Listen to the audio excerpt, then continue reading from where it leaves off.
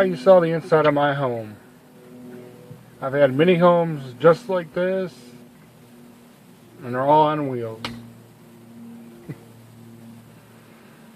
I've tried the home life a few times. It just doesn't seem to work out for me.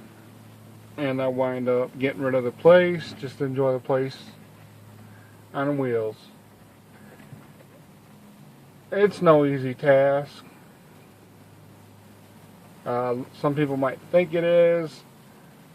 If you do, then this is not the job for you. You do a lot of work for free being a truck driver. You wait at shippers for anywhere from half an hour to 2 hours for free. Some companies offer detention if you go beyond 4 hours.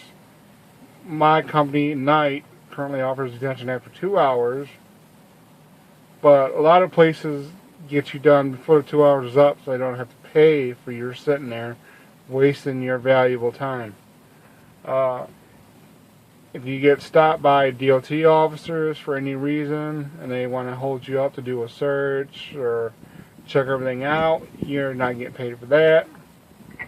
You do pre-trips and post-trips, you're not getting paid for that. Looking for places to park can be very time consuming. You're not making any money doing that. There's a million things as a truck driver you do that you're not going to get paid for. So they try to say that your pay per mile factors in all that. It really doesn't. I don't care. Every company will try to say that, well, that's why we pay you what we pay you, because we take into account your pre-trips, your post-trips, your sweeping the trailers, your personal maintenance on the truck to keep you moving down the highway. It's factored into what we decide to pay you. No. Because if it was factored in what you decide to pay us, there shouldn't be a trucker out here making under $100,000 a year with all the work we got to do. But yet the job was considered unskilled. Well, on hindsight, you got to be extremely skilled to make it day by day on the open road out there. You got a lot of wild and crazy drivers. My biggest pet peeve is the brake checkers. The four-wheelers that will fly in front of you and then they'll slam on the brakes like 10, 20 miles an hour, and then they wonder why you're right on their tail about to smash into them.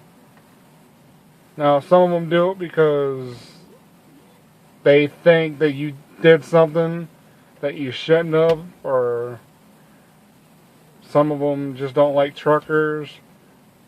Some don't like trucks in the passing lane because we're restricted so slow, and they want to be to their destination 30 seconds sooner, or stuff like that.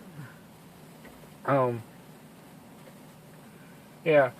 I've always wanted to be a trucker since I was 5 years old. I had a foster family I lived with who owned their own trucking company, who at the time I didn't understand that they owned it. I just thought he was a truck driver, and I knew they made good money. So riding with him a few times got me hooked. That's all I could think about from age 5 till I was 21. The moment I turned 21, I was in a trucking school. 2 weeks later, I was working for a company, driving up and down the 48 states in Canada.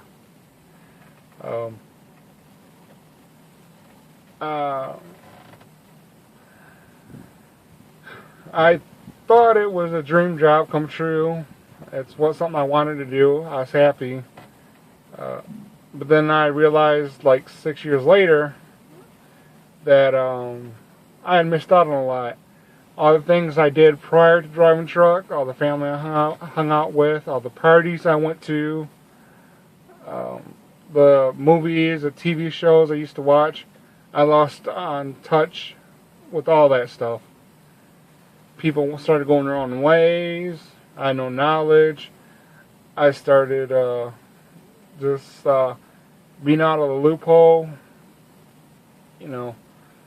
So I wish I would have waited like another 6 or 7 years in my 20s before I would have jumped in the truck, so I could have enjoyed life a little bit more, did the small things, before I got a financial burden on myself and got myself in a world of debt.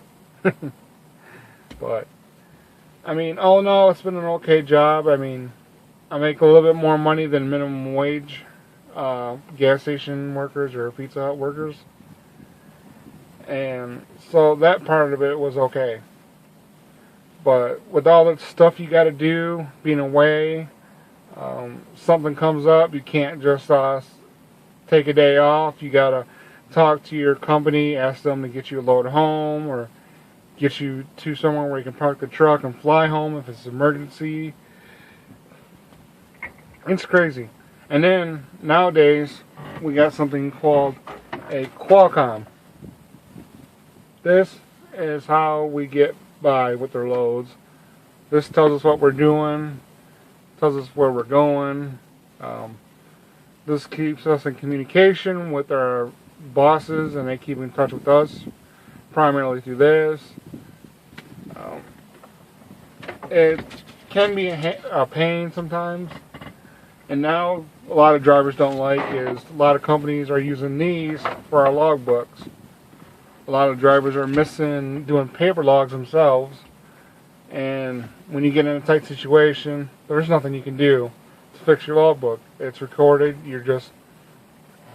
If you plan to make a parking spot right at the end of your 11 hours and you get there and it's full and the next parking space is an hour down the road, you're kind of SOL. Unless you want to park where a tractor trailer is not supposed to be parking. At a place that like the truck stop says no parking, or maybe there's a fire hydrant so the city says no parking there, and you risk getting tickets, or you risk somebody hitting you because you're parked where you're not supposed to be, and then it's your fault because you shouldn't have been there in the first place, yada yada yada.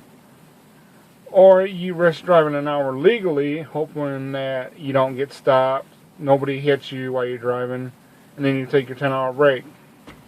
But now you can't fudge it to say it's on tomorrow's log or shave the 40 miles off that you're driving to fit it in the 11-hour period.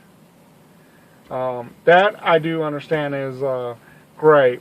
But for me, for the most part, I like the electronic logbook because I never really have to worry about being in trouble for something, because when I know my time's almost up, I stop and tell my company, hey, either reschedule the load or get someone to come and get it because I can't drive no more.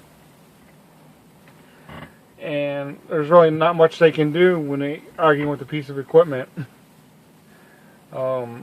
They can't tell you to do anything illegal because it's their job, and then you're gonna call the Johnny Cochran or some other lawyer, and you're gonna own part of the company. So their hands are tied pretty much with the electronic systems on board. No, it still don't help with the DOT matters. You still gotta keep compliant. You still gotta make sure you're doing your pre-trips every day. Everything running, everything working.